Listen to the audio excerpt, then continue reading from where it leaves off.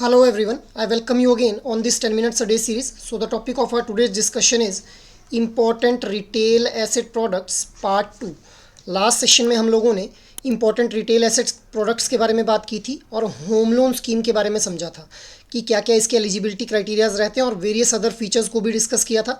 सो आज के इस सेशन में we will be starting with PM Awas Yojana. अब पीएम आवास योजना से बहुत से क्वेश्चंस आप लोगों के प्रीवियस साइकिल के एग्जाम्स के अंदर देखे गए हैं.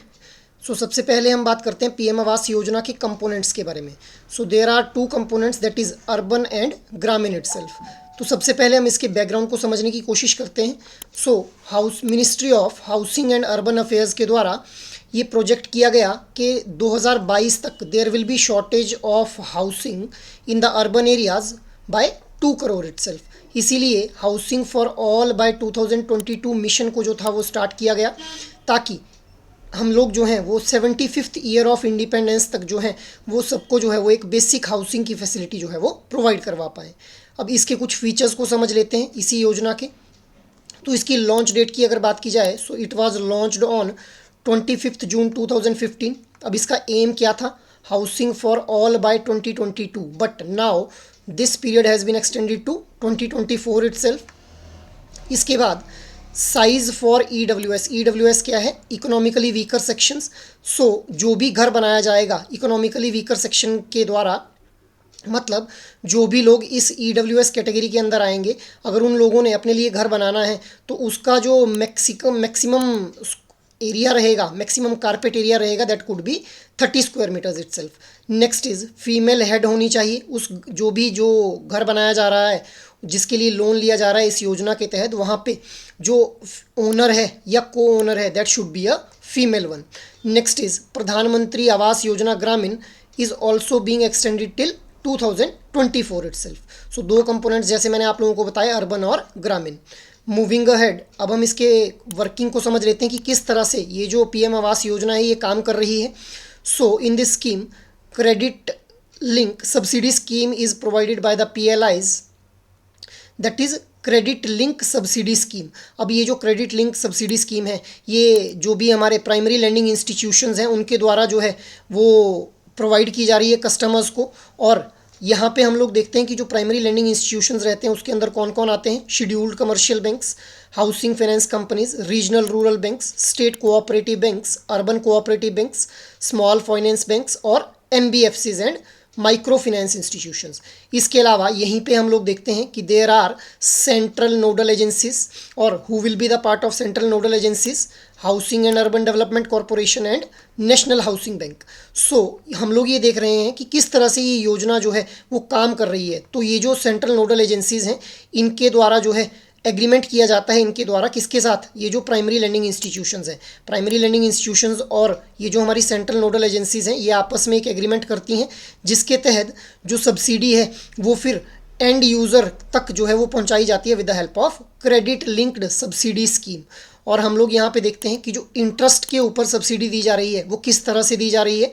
Based on the loan disbursed by primary lending institutions, जो हमारी सेंट्रल नोडल एजेंसी है that will release the interest subsidy. अब हम लोग ये देखते हैं कि ये जो सेंट्रल नोडल एजेंसीज हैं ये इंटरेस्ट सब्सिडी को रिलीज़ करेंगे to the primary lending institutions और फिर ये प्राइमरी लैंडिंग इंस्टीट्यूशंस उसी सब्सिडी को जो है वो आगे फॉरवर्ड करेंगे टू द कस्टमर्स इटसेल्फ. अब यहाँ पे जो net present value of interest subsidy है वो कैसे कैलकुलेट की जाती है? That is based on 9% discount rate. और इसके अगर टेन्योर की बात की जाए 20 ईयर्स इज़ द टेन्योर और actual whichever is the lesser, मतलब या तो 20 ईयर्स या फिर जो एक्चुअल टेन्योर है उन दोनों में से जो भी कम रहेगा उसको जो है वो यहाँ पे कंसीडर किया जाएगा as a tenure itself. Next is PLI will then credited to borrowers account. ये मैं ऑलरेडी आप लोगों को बता चुका हूँ अभी. मूविंग अहेड, अब हम इसके जैसे हम लोगों ने यहाँ पे लास्ट स्लाइड्स के अंदर हम लोगों ने जैसे यहाँ पे साइज़ फॉर EWS के बारे में बात की थी, वैसे ही अलग अलग कैटेगरीज़ के अंदर जो है वो कस्टमर्स को डिवाइड किया जाता है बेस्ड ऑन देयर इनकम. तो अगर कोई इंडिविजुअल है जिसकी इनकम 3 लाख तक है तो उसको EWS कैटेगरी का पार्ट माना जाएगा. अगर किसी की income 3 to 6 lakh per annum रहती है उसको lower income group, 6 to 12 lakh will be the part of middle income group part 1 और 12 to 18 लाख जो जिस भी इंडिविजुअल की इनकम रहेगी he will be the part of middle income group 2.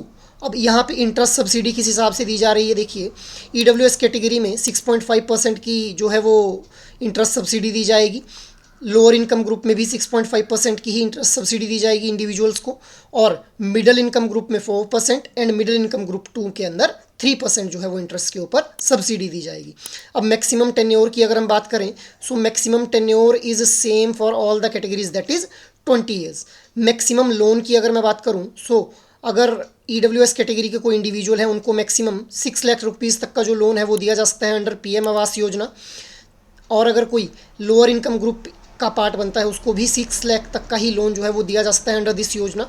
Middle income group 1 के लिए 9 लाख इज़ द अमाउंट, और middle income group 2 के लिए 12 lakh is the maximum loan amount that can be granted to the customer.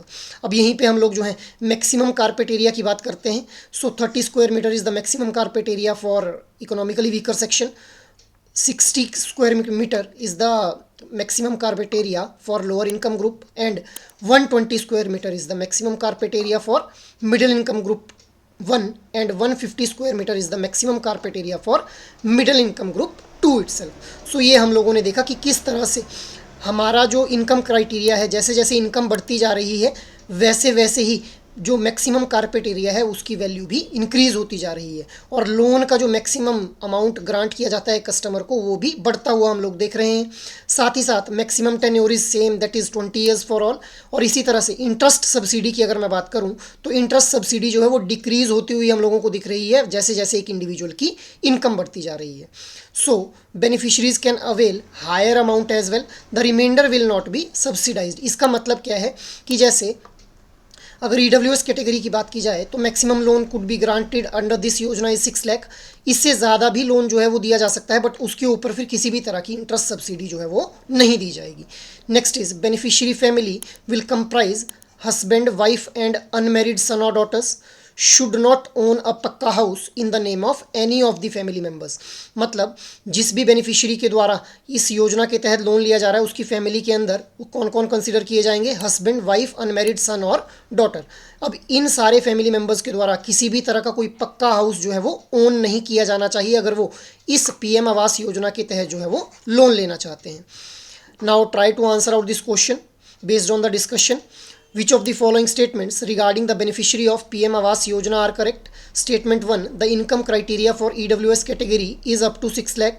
The maximum tenure for subsidized loan is 20 years.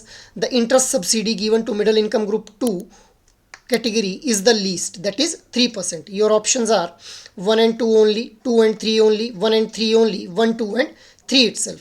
So last session में भी मैंने आप लोगों से एक क्वेश्चन पूछा था, as per the regulatory guidelines on housing finance, bank finance can be provided for acquisition of land for the construction on the plot, buying and construction of a second house, buy an old house where he is presently residing as a tenant, and option D is all of the above. So the right answer for this question will be option D, that is all of the above. So that is all for today's discussion. अगर आप लोगों को ये session अच्छा लगा हो तो इस सेशन को लाइक, शेयर और सब्सक्राइब कर लें, और अगर आपकी कोई भी क्वेरी है so you can mail us on hello@edutab.co.in। जय हिंद।